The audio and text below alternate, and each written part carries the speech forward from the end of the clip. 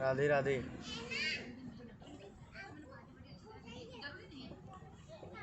राधे राधे।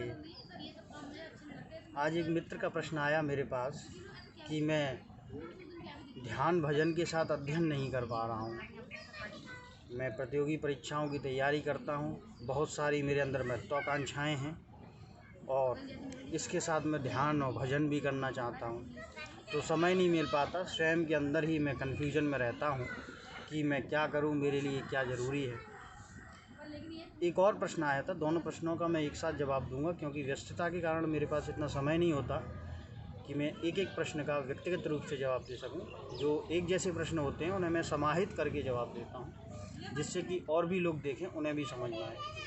दूसरा प्रश्न ये था कि उन्होंने कहा कि आपके कहने से हमने भगवत गीता का अध्ययन किया और वहाँ भगवान श्री कृष्ण अर्जुन से कहते हैं कि स्वधर्म का पालन करो।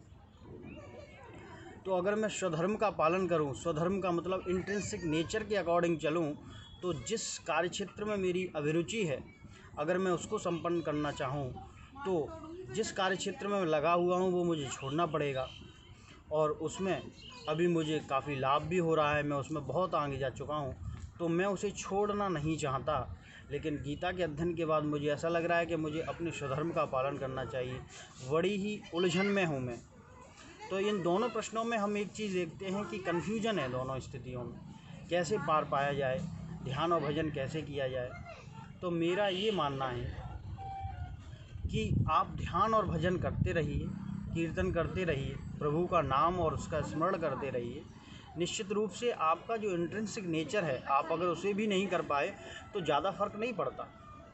आपका इंट्रिंसिक नेचर कैसे बनता है, अगर हम और अच्छे से गीता का अध्ययन करें तो भगवान श्री कृष्ण ये भी कहते हैं, बहुने में पे व्यतीतानि जन्मानि तब चार्जुना, यानी हे अर्जुन, मेरे और तुम्हारे कई जन्म हो चुके हैं। तो जैसे जैसे हमारे जन्म होते हैं वैसे वैसे हमारे अंदर कुछ गुण बनने लगते हैं जिनका हम अभ्यास कर लेते हैं। प्रैक्टिस जितनी ज़्यादा होती है उधर ही हमारा जो अगला वर्थ होता है उसमें वही हमारी अभिरुचि हो जाती है। जैसे आप देखते होंगे किसी छात्र का गणित में बहुत मन लगता है, मैथमेटिशियन हो जाते हैं। कुछ लोग होते हैं जिन्हें गणित अच्छा ही नहीं लगता, कितना भी पढ़ें समझ में नहीं आता। कारण ये है कि उन्होंने प्रैक्टिस ज़्यादा की।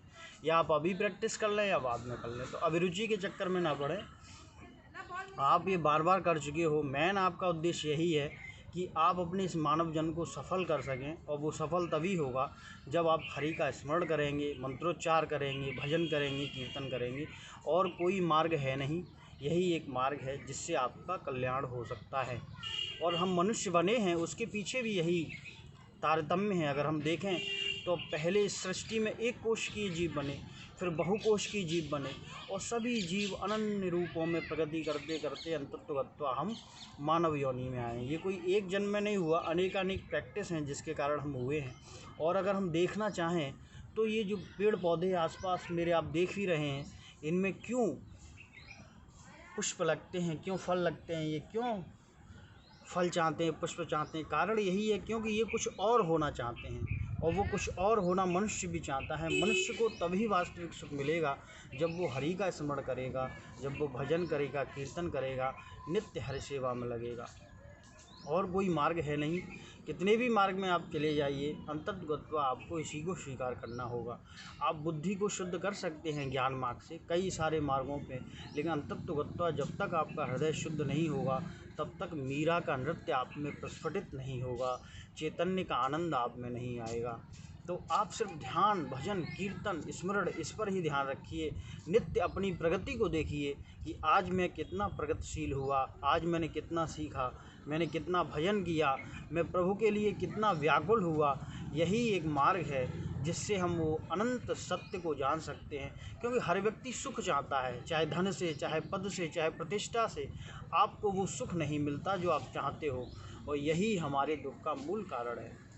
तो आप इन व्यर्थ की चीज़ों की उलझनों में ना पड़ें, आप ध्यान, भजन, कीर्तन और स्मरण करें, यही मूल मंत्र है। 4 बातें मैं कहता हूँ, ध्यान, भजन, कीर्तन, स्मरण।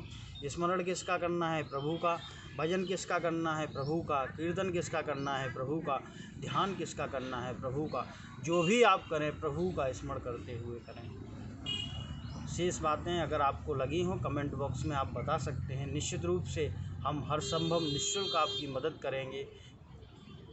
हरे कृष्णा, राधे राधे।